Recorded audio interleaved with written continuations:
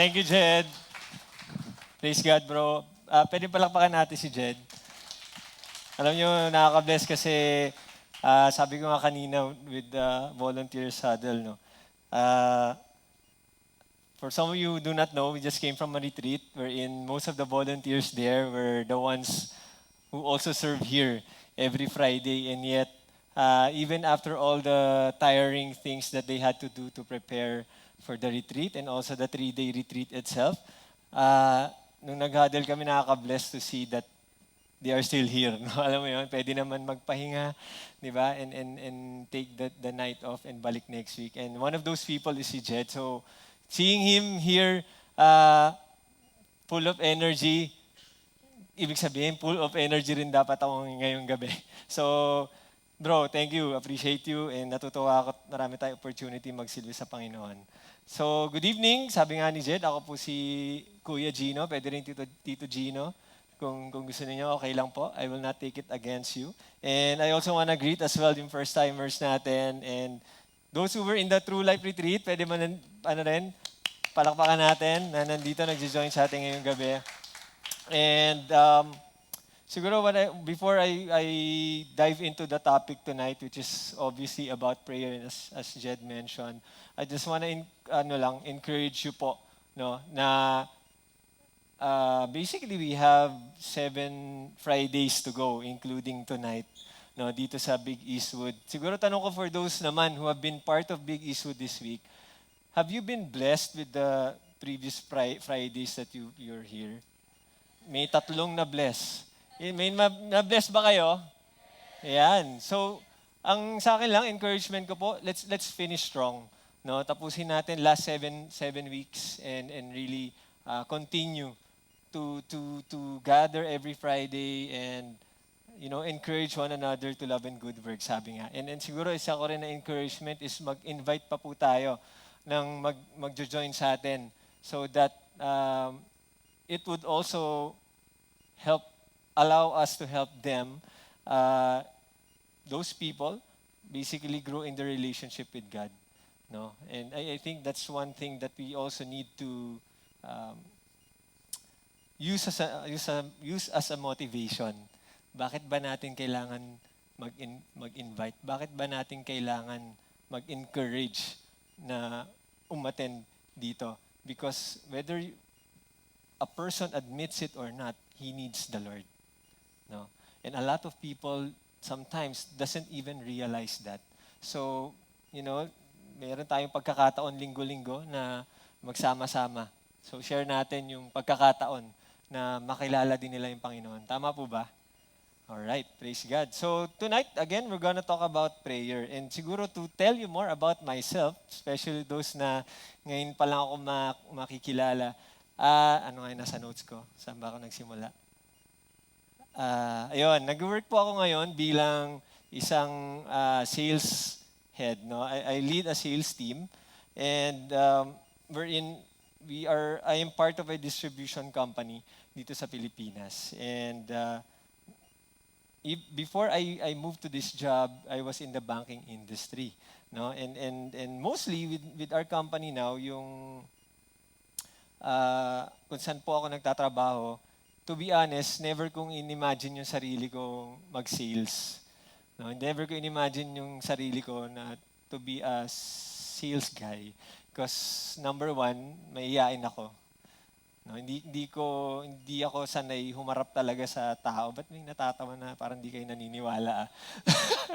Hindi ko talaga strength yung speaking in public, or engaging people, hindi ko talaga yun strength. Hindi ako masyadong believe sa sarili ko pagdating sa bagay na yun. Kaya takot ako sa sales. Anyway, my point, hindi ko talaga na-imagine yun. And now that in this industry, I actually learned a lot about a lot of things, no? Especially in yun nga. I think ginamit din ni God yung work for me to grow in that area of speaking in public. But what I want to share about my work is what I learned about earthquakes. No? Interesting ba sa inyo yung earthquakes? Dapat interesting sa inyo yun kasi nasa ring of fire tayo. Kaya nga dami natin na-experience na lindol. Kaya huwag kayong magulat kung bakit ang dami nating na-experience na lindol. Sino engineer dito? Tama ba? Engineer Rene, no? Nasa Ring of Fire tayo. And I also learned about building integrity or yung structural integrity ng mga building and yung also the difference between magnitude and intensity. Alam niyo ba yung difference ng magnitude tsaka intensity? Sino nakakaalam dito? Bibigyan natin ng prize. Di ba ang hirap? Two words that are, very common to us to hear. Pero if we really think about it, ano nga ba difference ng magnitude at intensity? Yung magnitude, konting sharing lang about those two things. Yung magnitude is basically yung strength ng earthquake. So, yun yung madalas natin narinig, magnitude 6.5, magnitude 5.7, di ba? Yun yung lakas po ng earthquake kung saan mang nagsimula yung earthquake na yun. And then yung intensity, it's basically the reaction to that strength of an earthquake. So meron tayong magnitude, for example, 6.5, meron kang intensity 4 in, let's say, Batangas, pero in Baguio, it's just intensity 3. Depende kung sino yung mas malapit dun sa epicenter, dun sa magnitude, kung saan nanggaling yung earthquake. Nabobore na ba kayo? So imagine those are the things that I normally discuss to the clients, no? So where am I going with this? So obviously, yung magnitude, intensity, and all those things, we experience that sa building. Diba? Kasi yung pong binibenta namin, basically, kinakabit po namin sa lahat ng building sa Pilipinas. No? Especially mga high-rise building. And natutunan ko doon na since yung intensity is a reaction of something, or for example, in our case, the reaction of the building to the magnitude, the strength of the earthquake, nakikita ko magkakaiba pala ang reaction ng isang building sa lindol. Halimbawa, magnitude 6.5 galing sa Batangas. Marami po tayong building dito sa Eastwood. Di ba? And then sasabihin ni Philbox, intensity 4 dyan sa Quezon City. Kahit sinabi nila na intensity 4 in Quezon City, hindi natin pwedeng i-conclude na lahat ng building dito sa Eastwood move at an intensity 4 level. Okay? Hindi ibig sabihin pare-pareho sila ng ginalaw. Gumalaw yung Eastwood, pero hindi ibig sabihin na yung reaction niya dun sa galaw ng Eastwood is also intensity 4. So pwedeng magkakaiba. Yun ho yung purpose nung kinakabit namin na equipment. Ano ba yung ano ba yung ginalaw ng building mo in response to that ground movement na na-experience within the Eastwood premises. Okay, I hope you are able to follow. Because what I'm just trying to say is that kaya din nagkakaiba yung reading per building is because of the foundation. No? Ano yung foundation ng building? Matibay ba yung foundation ng building? Kasi pwedeng pareho yung intensity na na-experience nung dalawang building, pero naging mas magalaw yung isa dahil yung foundation ng building na yon hindi ganun kalakas. And same way with our spiritual walk, di ba? A lot of times, the reason why we are not able to respond to the different challenges in our lives, it's because we don't have that solid foundation, or and a lot of a big thing about our foundation in our relationship with God is our spiritual disciplines. No? Kaya realizing the importance of our spiritual disciplines is very important. Okay? And of course, spiritual disciplines are those behaviors or habits that help us grow in our spiritual maturity and grow in our relationship with God. And one of those disciplines that is critical for us to really develop and nurture is prayer, di ba? Napaka-importante na inaalagaan ho natin yung prayer life natin. No? And because through prayer, it's where we spend time with God. And just like any relationship, di ba prayer is our communication with God, the way we communicate with God. the way it's when we commune with God, di ba? And I think we would all agree that one of the things that I think most effective para po lumalim yung relationship natin sa isang tao, for example, kami ni Nate, no? Kaya ho malalim ang pagsasamahan namin is also the amount of time that we spend with one another, talking to one another. Right? So ganun din with God. Important that if we want to grow in a relationship with Him, we must be in constant communication with Him. Di ba? Meron tayong, yun nga, devoted time talaga para sa Panginoon and communing with Him. And if our prayer life is strong, that means our foundation is strong. Diba? If we have a strong prayer life, we would also most likely have a strong foundation. And, ba't di lumabas yung timeout? Sorry. Ayun. And sabi nga, I like this quote from Charles Spurgeon. Sabi niya, if we are weak in communion with God, we are weak everywhere. Diba? If we are weak in communion with God, we are weak everywhere. The reality is, meron po tayong tendency to take spiritual disciplines lightly, especially yung prayer. No? Meron tayong tendency to take it lightly. And often, we hide no, behind the things that we do externally, like serving, di ba? Or volunteering, or even our work, how good we are at work. Di ba? We tend to prioritize and measure our walk with God because of what we are doing externally, what we are doing in service of Him.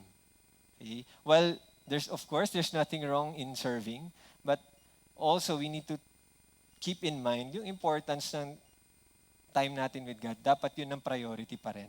Di ba? And sadly, it takes the back seat, yung prayer life natin. It becomes the least of our priorities. Question na lang ano po yung una-una nating ginagawa pag gumising tayo sa umaga? Di ba? Hindi ko na ho ipapasigaw sa inyo, but I think madalas dyan, cellphone. Di ba? Una-una nating i-check, cellphone. Di ba?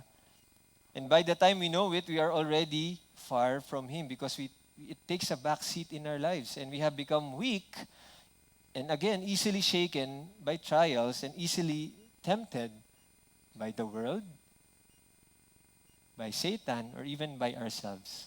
Diba? So, given those things that we have begun with, that prayer is very fundamental and critical in our relationship with God. Kamusta nga po ba yung ating relationship with the Lord ngayon? No? Kaya pala ayaw gumana si Gina talaga. Hindi nakakabit yung ano. Anyway, kamusta nga yung relationship nyo kay God? No? How is your relationship with God? How are you and God? And how is your prayer life? And when I ask this, I'm not talking about the quantity. What I'm asking is the quality. Because sometimes, for example, in D group, di ba, pag kinamusta natin yung isa't isa, kinamusta natin yung downline natin, okay naman, consistent everyday, nakapag quiet time. Pero when you ask, what has the Lord been telling you? Di ba? What has the Lord been telling you? Dun medyo hindi malinaw. Di ba? Nangyari, na-focus lang sa quantity. Pero yung quality, wala.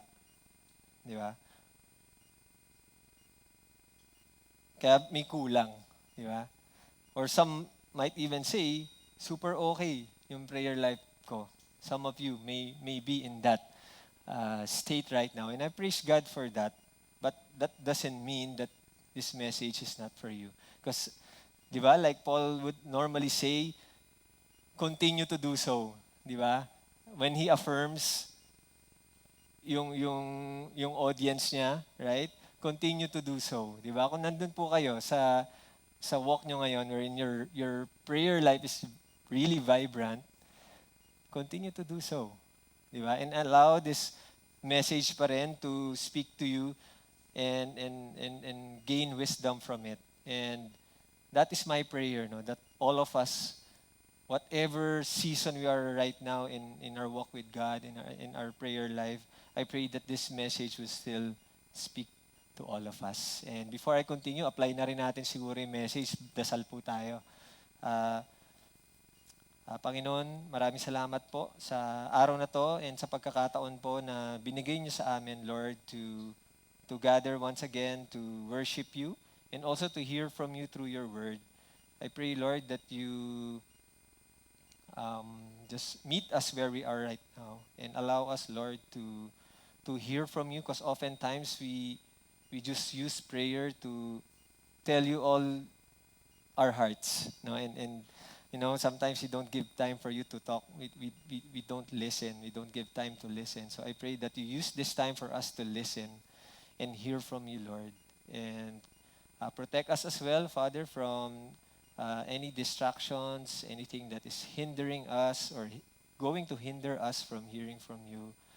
And Lord, I know that there may be some of us here who are looking for answers or who are troubled or who are burdened and need you, Father. I pray as well that I pray for them as well, Lord. That again, you meet them and allow them, Lord, to experience you even more tonight. Also, Lord, I pray and lift up myself, Panginoon. Extra week po ngayon physically, so kayo po ang magbigay sa akin ng lakas, Panginoon, by your Holy Spirit and your grace, so that I'll be able to communicate your heart, your message to all of us tonight. Salamat po, Panginoon. In Jesus' name we pray. Amen. Alright, so our message tonight, ano po ulit yung focus ng topic ngayon? Prayer. So, simple lang po yung ating message. It's be devoted to prayer. Pakisabi po sa katabi nyo. Be devoted to prayer. Okay? So, be devoted to prayer. Not only that we need to learn how to pray, no? Because the Bible has a lot of passages about Jesus teaching the disciples to pray, di ba? But not only that we need to learn how to pray, we also need to learn to devote ourselves to it. Okay? Because what does devote mean? It means to be earnest towards, to persevere, or it also describes a steadfast, single-minded fidelity to a certain course of action. It means to persist and continue to do something with intense effort. So, describing pa lang yung devote, nung sinusulat ko po itong definition ng devote, I was already asking myself, am I devoted to prayer? Diba? Ganun ba yung prayer life ko na talagang very persistent, continuous, with intense effort, diba? Pag sinabing prayer, napatanong ako sa sarili ko, and to be honest, I'm not in that, no. I mean I need to grow more in that, in this being devoted to prayer. An example of devotion is like a husband to his wife and vice versa, no. The idea is they dedicate themselves to one another, di ba?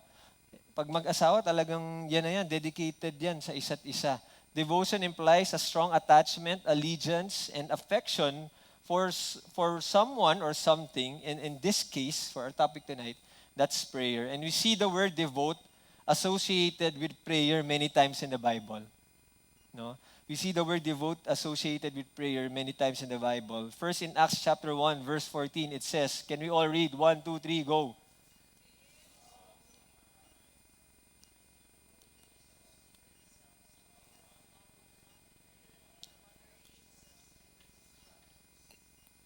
All right, even in Acts 2, it says, they were continually devoting themselves to the apostles' teaching, to fellowship, to the breaking of bread, and to prayer. Another one in Acts, but we will devote ourselves to prayer and to the ministry of the word. So, one of my favorite din to, ganda ng story nito eh. Kung naalala nyo, ito yung a problem in the church, no? But the disciples responded by prayer, no? In Colossians as well, Colossians chapter 4, verse 2, devote yourselves to prayer, keeping alert in it with an attitude of thanksgiving. Romans 12:12, alam ko, paborito naman ni Jed to. Rejoicing in hope, persevering in tribulation, devoted to prayer. So kita talaga natin what God's will for us is. Not only to pray, but also to be devoted to prayer. Pakisabi sa katabi mo ulit, be devoted to prayer. You know, when we talk about God's will, we see it where? In the Bible, di ba? And all of us, I believe, are praying for specific things right now. What's God's specific will for you, for me, di ba? Lord, ano bang will mo sa akin? Sa specific na bagay na to, itong trabaho na to, itong relationship na to, itong ministry na to. Ano ba yung will mo sa akin? Di ba? We all strive for that. We all ask the Lord for those things, specific will. But sometimes, it's difficult to know, di ba? It takes a while to know. Ano yung sagot ni God? Ano nga ba yung specific will ni God? It takes a while before He reveals it. But there are some things, mga kapatid, no? Merong mga bagay na we actually do not have to wait for. Or na hindi pa nire-reveal ni God. Kasi nandun na sa Bible eh. Di ba? God is very clear in His Word that we are to devote ourselves to prayer. No, oftentimes, I always say this when we pray for specific will. The reason also sometimes we fail to know God's specific will is because we're too focused on the specific will. When in fact, God already revealed His general will for us, yet we set it aside and focus on the specific will. No? Actually, nagiging tendency doon, it hinders us from really identifying that specific will of God. So again, go back to God's Word for His general will, and that is to be devoted to prayer. So I just have 4 things for us tonight when it comes to being devoted to prayer. Number 1 is the pattern. No? As we learn to pray, we also need to learn the pattern of prayer that Jesus taught. Number 2, the priority of prayer. And then number 3, the posture, meaning the posture of our hearts. Diba? Anong nasa atin? Anong nasa puso natin when we pray? And number 4, the promise of prayer. No, ang ganda ng promise. No? Excited ba kayo sa promise? O darating tayo dyan. Okay? So in fact, in the Bible, there's 2 accounts of Jesus teaching His disciples to pray. And as we go to the first one, the pattern, we go to Matthew chapter 6, verse 9 to 13. It says, can we all read ulit? Tulungan niyo ako kasi nahirapan ako magsalta. 1, 2, 3, go.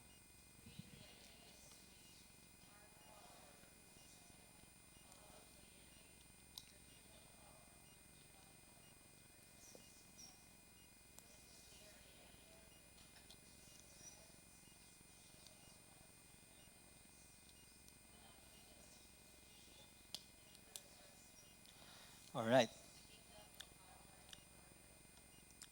All right. Next time, konting energy. You know, yes, it's a bit funny, but remember that we're reading God's Word. Diba? I think God deserves more than that, no, when we read His Word. Okay? So I think we are all familiar with this verse, no? And I think some of us, or maybe most of us, or if not all of us, grew up learning that we need to repeat these words a lot of times. I mean, paulit-ulit. If we are to pray, we need to keep repeating this prayer in exact word by word. Diba? And by now, I believe, some of us also have learned that this was not meant to be that way. No? Na ulit-ulitin. Na pag hindi mo natama yung isang salita, it's not a prayer anymore. No? And one of the verses that can support that is that in Matthew chapter 6, it says, and when you are praying, do not use meaningless repetition as the Gentiles do, for they suppose that they will be heard for their many words. So do not be like them, for your Father knows what you need before you ask Him. So obviously, it's not about certain words being repeated. Okay? Not only that it's not about the repetition of words, kung tutusin, kung talagang iintindihin po natin to, it's not actually dependent on the words that we use. Meaning, sometimes, di ba, for example, when we're praying corporately, na maraming makakarinig, na-experience nyo ba yun na, naku, anong ipipray ko? Hindi ako makapag-English ng diretso eh. Baka hindi magustuhan ng mga tao yung prayer ko kasi nabubulol pa naman ako pag English. Di ba? Hindi ko kaya yung straight na English. No? But my encouragement to you, it's not about that. No, when it comes to prayer, what matters most is what's in our hearts. You know, even in my own prayer, earlier, honestly, I struggled with that. No, kunyari sa D-group na lang namin, iilan na nga lang kami, puro kami lalaki. Iisipin ko pa, naku, hindi magustuhan ni Claude yung sasabihin kong words. Di ba? Naku, sinid, baka kutsain ako dito sa word na gagamitin ko. Di joke lang po, hindi po siya nagkukutsa. But my point is, earlier in my walk, I was like that. I was too conscious ano yung pwedeng sabihin ng tao. But over the years, I realized that what's important with the Lord is really what's in your heart. Di ba? Kaya over the years then, it changed. Sometimes sasabi, Lord, di ko alam talaga sasabihin ko eh. Pero alam mo yung nasa puso ko. Di ba? Oftentimes you hear people asking for prayers, very vague. O paano ko magsasabi nun? Ano sasabihin mo nun? Di ba? Kung dependent yung prayer sa words na sasabihin mo, di patay na. Eh, hindi mo nga alam ano yung detalye, di ba? But praise God because He knows what's in our hearts even before we say anything. Right? So let's not look at the words. But again, we always go back to what's really inside our hearts when we pray. Diba? So, what then is this, no? Tong passage na to that we are so familiar with. And I want to show you two things as we talk about the pattern or the model of prayer. So, in verse 9, it says, Our Father who is in heaven. Diba? We see Father, and the thing that we need to realize here is it establishes our relationship with God. Remember that when we are praying, we're talking to our Father, di ba? And who's God? He is the God who has unlimited resources, all-powerful and sovereign. And imagine when you start with that, it actually sets the tone of your prayer. Di ba? Kunyari, sa opisina, di ba pag pinatawag kayo, pag pinatawag kayo ng boss nyo, di ba? You already prepare eh. Di ba? In a way, it already sets in your mind, you set a standard in your mind na ganito dapat. Di ba? Ganito dapat yung pakikiusap. And ganito rin, may pagkakakilala rin kung sino yung kausap natin at ano yung kaya niyang gawin. Tama ba? So remember, when we pray, it's actually us talking to God or God talking to us, our Father. We have that relationship with Him. And a good question for us to ask ourselves is, do we have that realization every time we pray? Or we just blurt it out, Father God, or Lord Jesus. Di ba? Dahil nakasanayan eh. But we forget, sino nga ba yung kausap natin? Di ba? Sino nga ba yung kausap natin? Next, it says, hallowed be your name. No, hallowed be your name. Now, basically, we are praying for God's name to be honored. To be honored, to be respected, to be glorified. That is what it means when we, when we say these words, when we pray. Meron dapat perspective or desire that our prayers or the things that we are praying for would glorify God.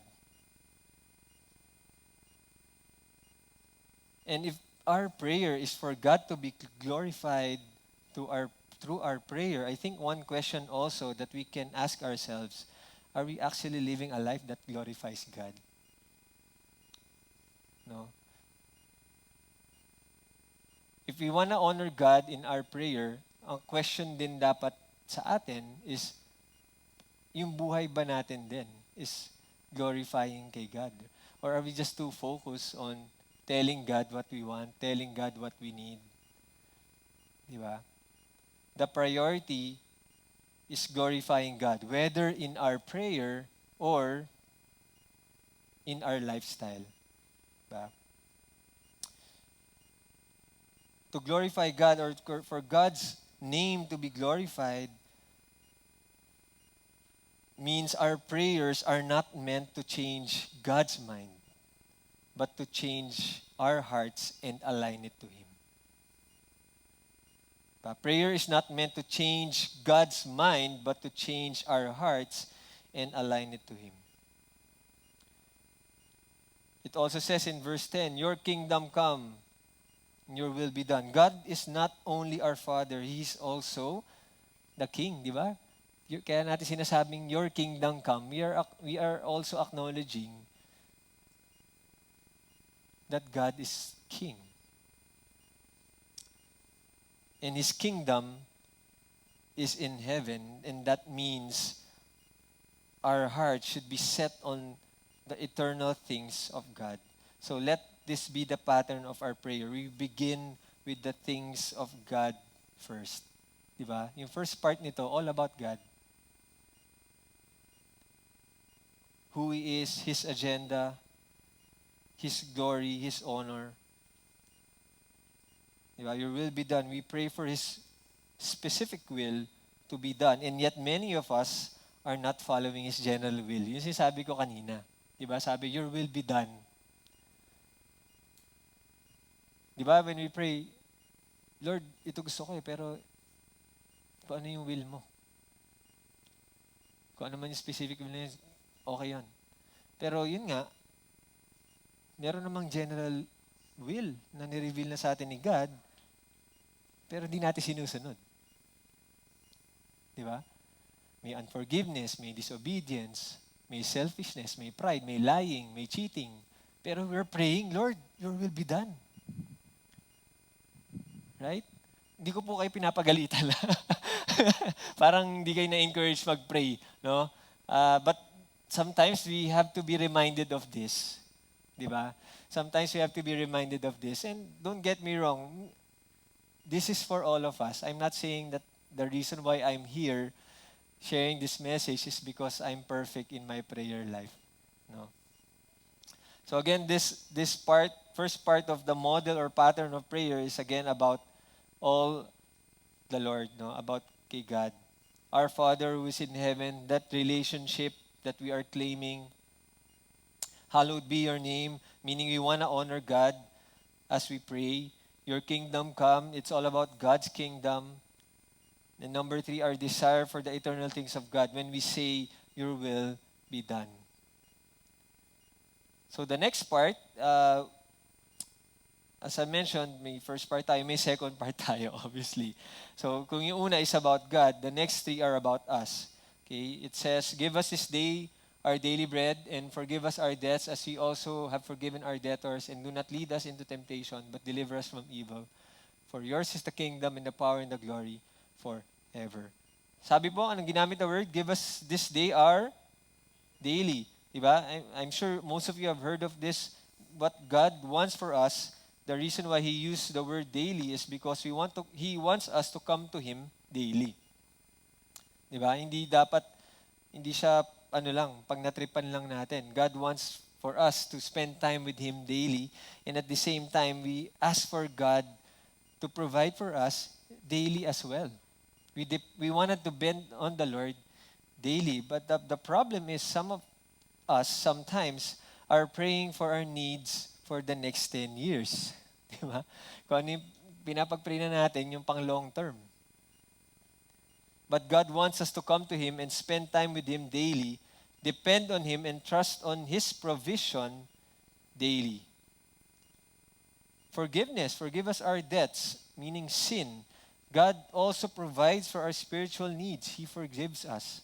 Meron pa bang hindi nagkakasala dito? Nung nakakilala kay God, hindi na nagkakasala? Meron, di ba? Meron pa rin. That means even now that we are in a relationship with God, we still need forgiveness. But it also reminds us that as we pray for forgiveness, we better make sure now we're also not withholding forgiveness from anyone. Di ba? That's a common thing also. We ask God to, Lord, forgive me kasi nagkasala ako today. Pero meron pala din tayong hindi mapatapatawad na past, whether 10 years ago, 20 years ago. Di ba? Do not lead us into temptation. Temptation in here is not just from sin, but even from trials that can lead us to wander away from God. So this is something like a preventive prayer. No? So we can pray that, a preventive prayer. For yours is the kingdom. Ano sabi? For yours is the kingdom and the power and the glory forever. God wants us to pray so that He gets the glory, so that we will learn to depend on Him.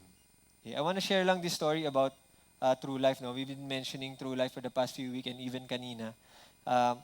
And how this retreat also reminded me of this. No? How God changes our hearts through prayer. So, nung simula, no, I'm not sure if everyone knows, we actually had a low number of registration, no, of people who confirmed to join and will participate. No, sobrang nung first 2 weeks, I think nasa mga 40 pa lang, no, yung nag-commit to join.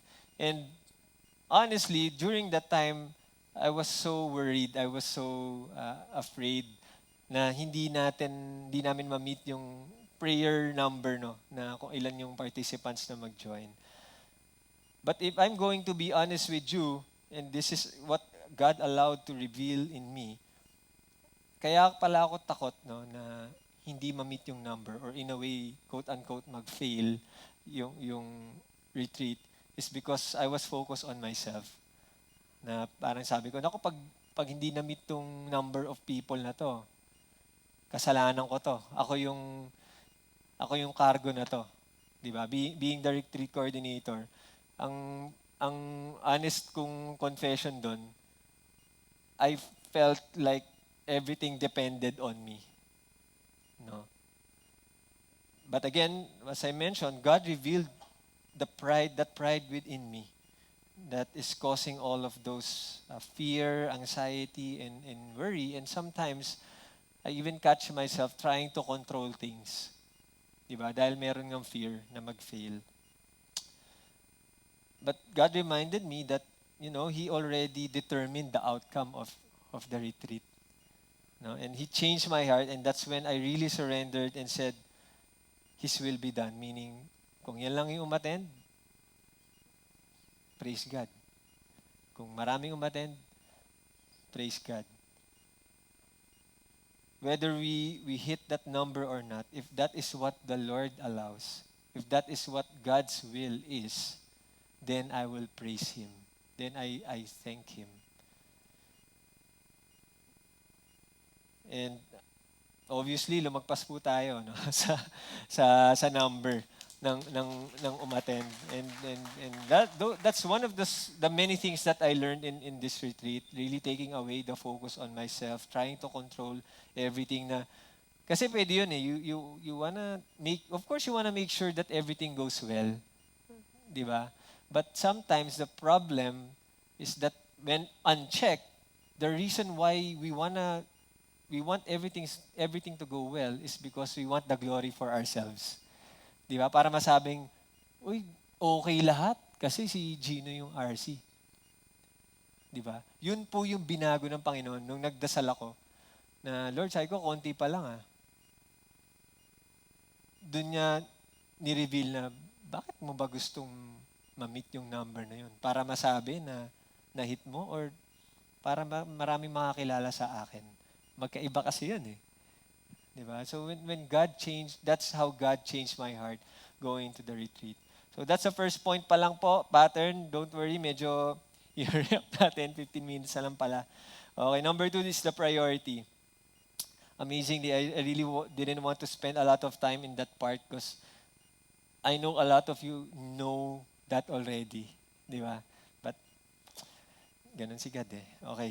Mark chapter 1, verse 35, it says, "In the early morning," this is Jesus, "while it was still dark, Jesus got up, left the house, and went away to a secluded place and was praying there." So Jesus himself modeled the priority of prayer.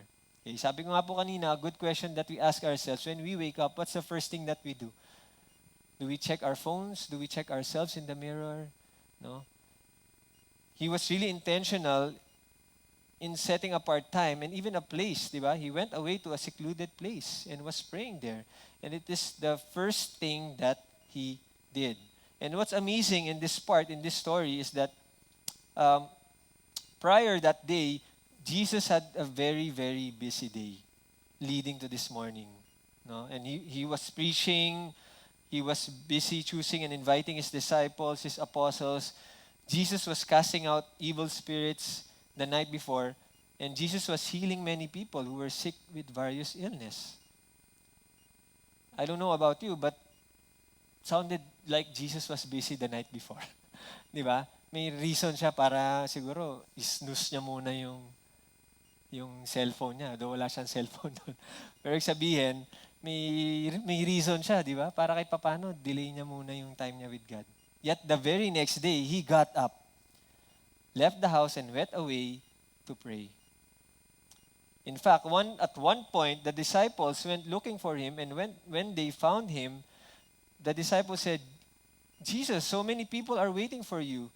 You need to heal them. You need to pray for them." And alam niyo ano sabi ni Jesus after spending time with God? Take note after spending time with God. Valid concerns yun, di ba? Yung sinabi ng mga disciples, dami naghahanap sa'yo, Lord. They need healing. They need prayers. Very important things, right? You know what Jesus said? Our mission order is not to stay here. Let's go to another place. Meaning, ano ba sabi ni God? Di ba? He went on as God led him. Di ba? Kung ano yung sinabi ni God sa kanya in his time with him, he would follow that. So we pray ultimately to align with God. That is the priority of prayer. Aligning with God. It's not just about, importante, umaga ko to ginawa. Di ba? Sa D-group, kuya, every day, 7 days a week, nagpray ako. 6 a.m. Kahit normally 6:30 ako gumising ako this week, 6 a.m. every day, nagpray ako. But did you really align with God? Did you really, di ba? Hear from Him kung anong gusto niyang gawin mo. Luke chapter 10, verse 2-3, to emphasize again the priority of prayer. This is again Jesus. "And He was saying to them, the harvest is plentiful, but the laborers are few." Imagine kayo po yon, yung merong i-harvest. Di ba? During that time. Kayo yung maraming i-harvest, pero walang laborer. Masasayang po lahat ng tinanim. Di ba? Ngayon nga, sa panahon ngayon, yung ganun, ayaw natin mangyari. So malaki yung problema. Di ba? Malaki yung problema. Pero sabi niya, "Therefore, beseech the Lord of the harvest to send out laborers into His harvest." Jesus did not say, do this, or be the one to do this. Call more people to be your laborer. What He said in other versions was to pray, but yung mas malalim na ibig sabihin or pinupunto ni Jesus dito is from the word beseech. Merong idea of desperation. Di ba? Merong idea of desperation when in our prayer when we talk to God. Another one in Luke chapter 11, it happened that while Jesus was praying in a certain place, after he had finished, one of his disciples said to him, "Lord, teach us to pray." This is when they were being sent out. Diba? What did they ask Jesus to teach them? Did they ask Jesus to teach them to heal? To do miracles? Ang pinaturo nila ay prayer. Diba? We see again the priority of prayer. So what's our message today? Parang di kayo excited maging devoted to prayer. Yan. Sige. Konti pa. Siguro after the 2 more points, we'll be excited in being devoted to prayer. Third one is the posture of prayer. Matthew chapter 6 verse 5 to 6 naman. Sabi, ito na binasa natin kanina. Hindi. In connection to the verses kanina. When you pray, you are not to be like the hypocrites, for they love to stand and pray in the synagogues and on the street corners so that they may be seen by men. Truly, I say to you, they have their reward in full. But you, when you pray, go into your inner room, close your door and pray to your Father who is in secret, and your Father who sees what is done in secret will reward you. So again, it's really not about pleasing other people. It's what's in our heart. No? I've already emphasized that earlier. Then he said to them in Luke naman, suppose one of you has a friend and goes to him at midnight and says to him, friend, lend me 3 loaves, for a friend of mine has come to me from a journey and I have nothing to set before him. And from the inside, he answers and says, wait, before I go to this, balikan din natin ano yung scenario nito. Kasi sa una, it may look like, parang napakasimple lang naman nun. Di ba? Kunyari, pag si Nate pumunta sa bahay namin dito sa pero sorry, ikaw lagi, nandiyan ka kasi sa harap eh. So, kunyari si Nate pumunta sa amin, no? Nang bumisita sa condo namin. And then wala akong iserve na food sa kanya, parang hindi siya masyadong big deal. Siguro kay Nate, big deal yon dahil wala siyang food. De, joke. I mean, di ba, kunyari, nagpunta kayo sa bahay ng isa't isa. Of course, you wanna serve. Di ba? But, pag wala tayong sinerve, hindi naman siya parang kasalanan or hindi siya parang nakakahiya. Di ba? Pero during this time, that was considered something that is a no-no or nakakahiya. Okay? In short, it's something na hindi dapat nangyayari. Na pag may pumunta sa'yo, wala kang pwedeng iserve. Wala kang pwedeng ibigay. So imagine the desperation of that person na may pumunta sa kanya for a friend of mine has come to me from a journey and I have nothing to set before him. No? And then, and from inside, he answers and says, do not bother me. The door has already been shut and my children and I are in bed. I cannot get up and give you anything. I tell you, even though he will not get up and give him anything because he is his friend, yet because of his persistence, he will get up and give him as much as he needs. So, again, this friend is really in a desperate situation, and this is what Jesus is trying to tell us here, that when it comes to our prayer life, we should have that, desperation for it. We really want to spend time with God, and we also acknowledge that si God lang talaga eh. Di ba? Si God lang talaga. The Bible also encourages us to be persistent in prayer, but this is not one of those. No? Ang inano po dito is, yes, we continually pray, but ang important dito is the posture of our hearts, our perspective, our desperation when we pray. Okay. May konti pang time. Okay pa tayo? Ano yung unang tatlo? Very good. Okay. Pattern, priority, posture. And the last one is the promise. Okay, the promise. Ano sabi? Pakibasa?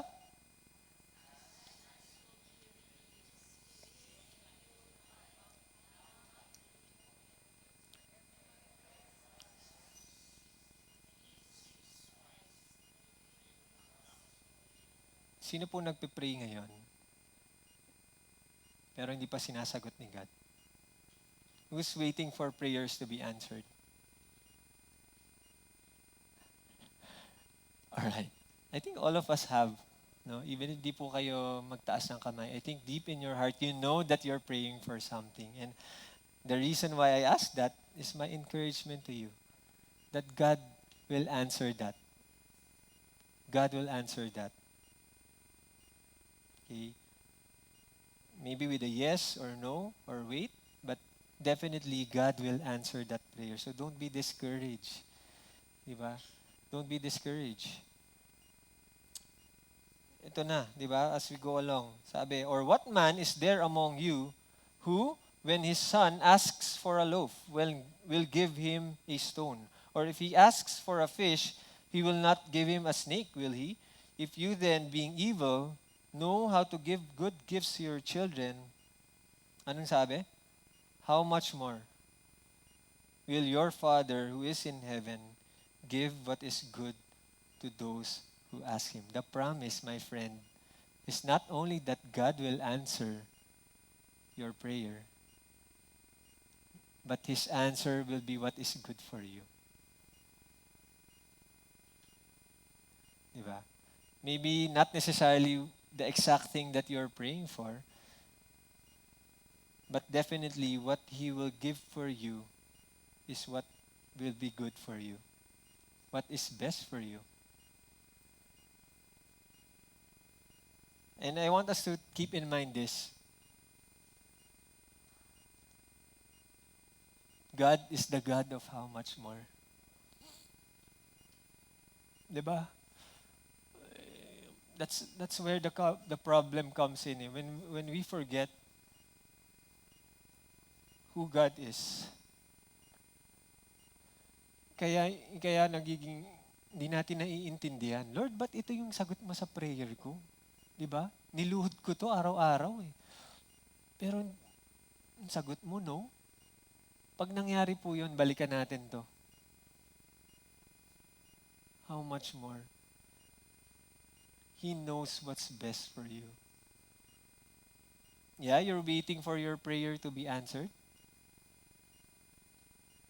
He knows that that is what's best for you at this season right now, for you to wait for his answer. Maybe he's using this time of waiting so that, you won't wander away from him. Lalo kang mapalapit sa kanya. Di ba? Kasi madalas pag nasagot na yung prayer, bye Lord, see you po sa next prayer item. Di ba? See you po sa next problem or crisis. Baka po may time na ako ulit. Di ba?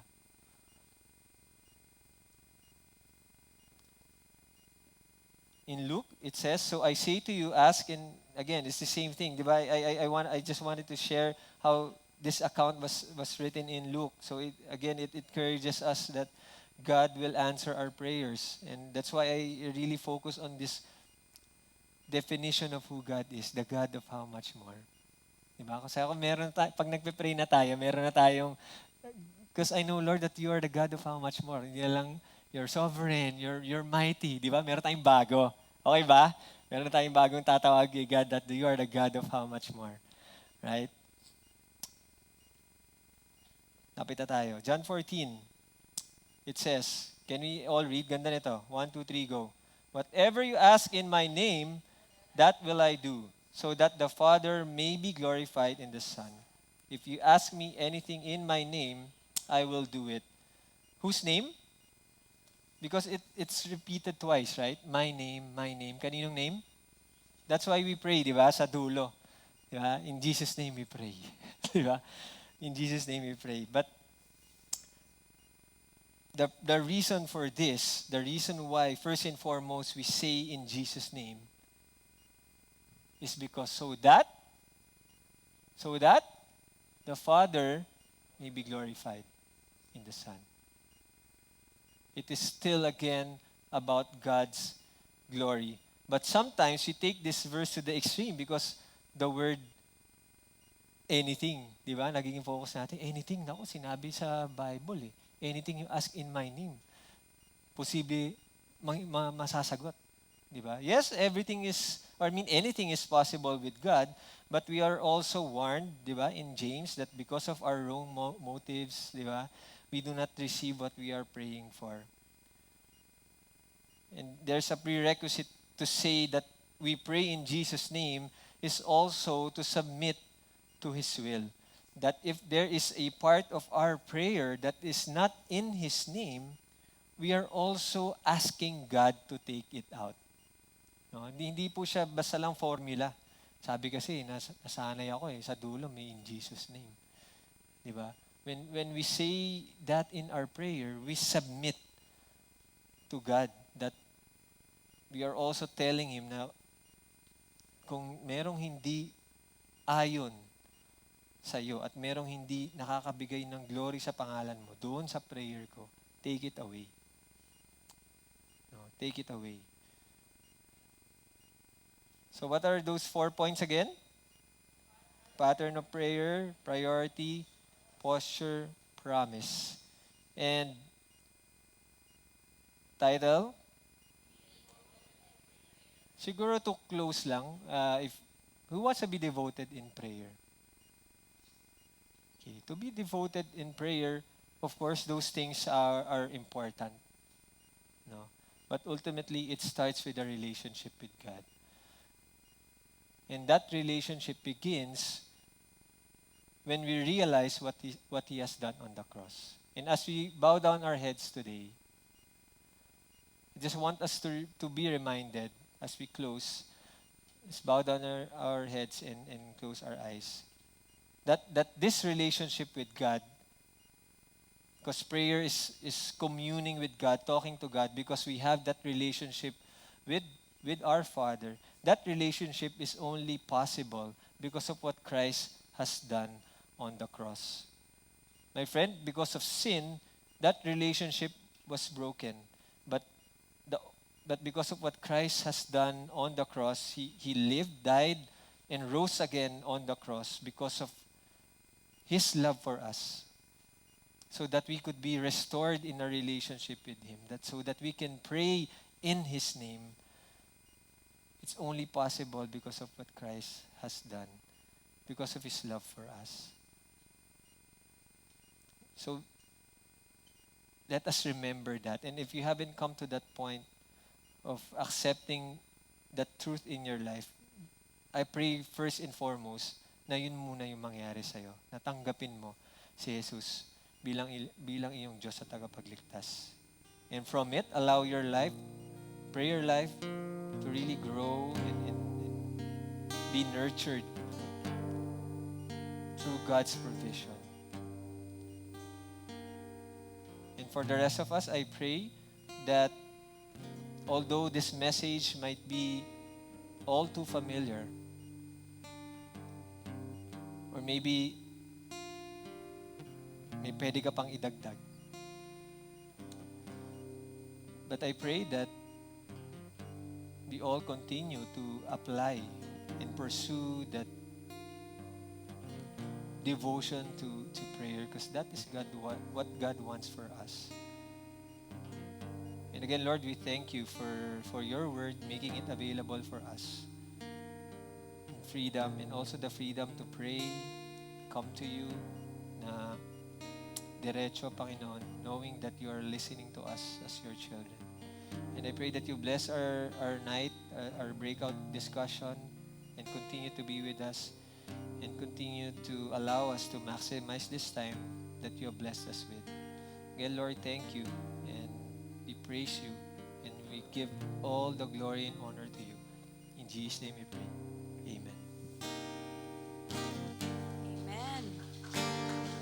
May we ask everyone to please stand and let's respond to God. What a great reminder that while we dial Jesus, He also called us first. Oh, what a Savior! Isn't He wonderful? Sing hallelujah!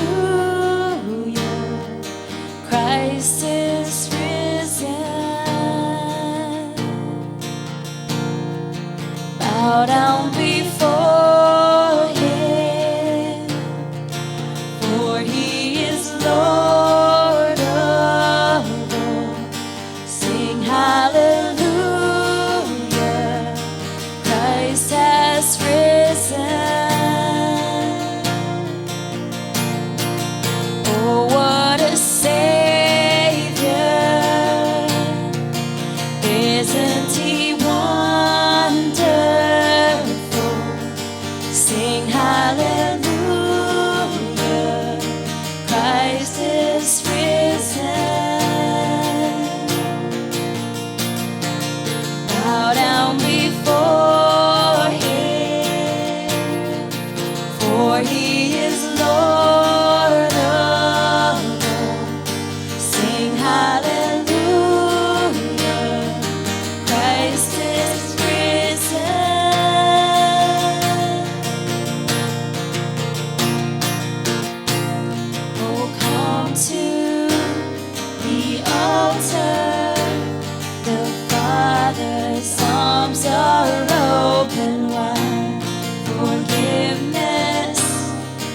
once with the precious